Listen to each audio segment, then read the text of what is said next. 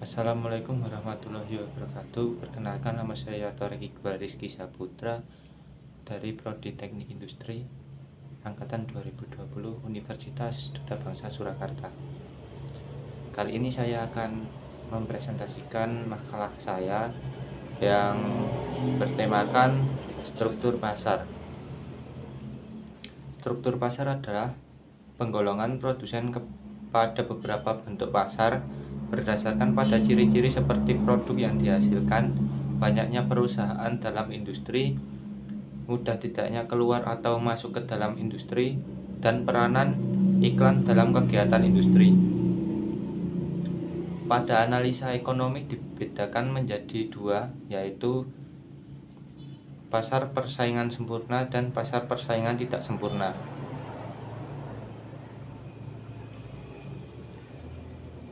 Pasar persaingan sempurna yaitu struktur pasar yang ditandai oleh jumlah pembeli dan penjual yang sangat banyak.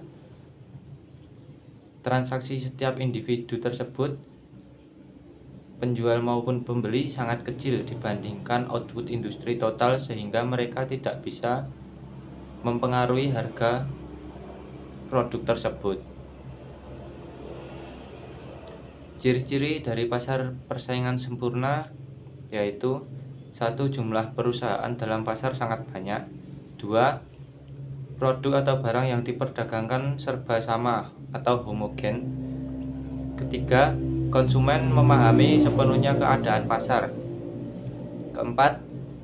Tidak ada hambatan untuk keluar masuknya bagi setiap penjual. 5. Pemerintah tidak campur tangan dalam proses pembentukan harga. Dan yang terakhir, penjual atau produsen hanya berperan sebagai price taker atau pengambil harga, atau ada proses tawar-menawar.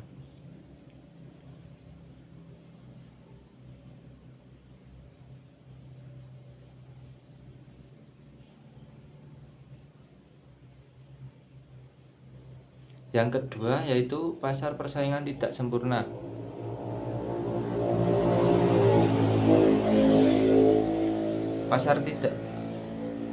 Pasar persaingan tidak sempurna ada beberapa, yaitu salah satunya pasar monopoli. Pasar monopoli adalah struktur pasar yang ditandai oleh adanya seorang produsen tunggal. Perusahaan monopoli bebas untuk menentukan jumlah output dan harga produk kapan saja dan bisa mendapatkan keuntungan di atas keuntungan normal dalam jangka panjang.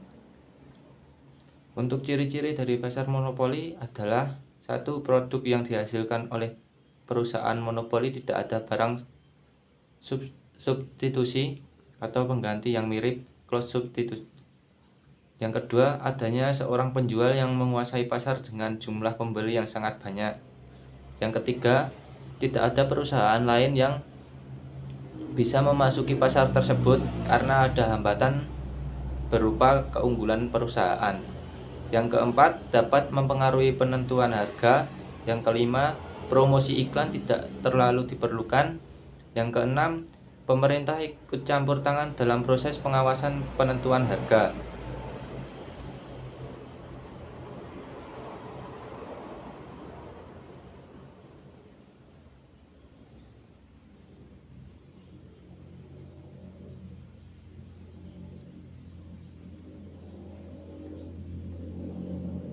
Untuk jenisnya yang kedua yaitu pasar oligopoli.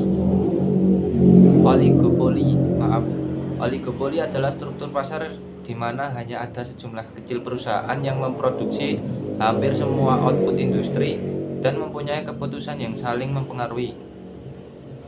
Pasar oligopoli dalam teori ekonomi mikro dibedakan menjadi dua macam, yaitu pasar oligopoli kolusif, yaitu di mana perusahaan-perusahaan saling berkesepakatan untuk melakukan tindakan bersama di dalam menentukan harga dan tingkat produksi. Dan harga oligopoli non kolusif, yaitu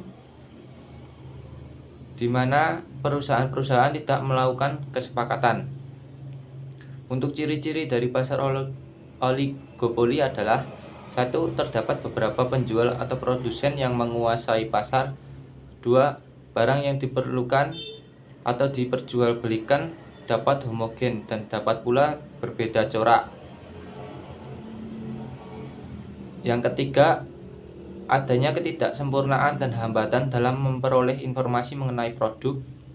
Yang keempat, kekuasaan menentukan harga ada kalanya lemah dan ada kalanya sangat tangguh.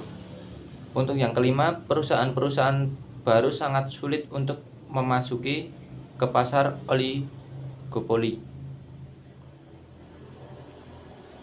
Untuk jenis-jenis dari pasar oligopoli berdasarkan produk yang diperdagangkan ada dua, yaitu satu, oligopoli murni, pure oligopoli, pasar yang dimana barang yang diperdagangkan merupakan barang yang bersifat identik.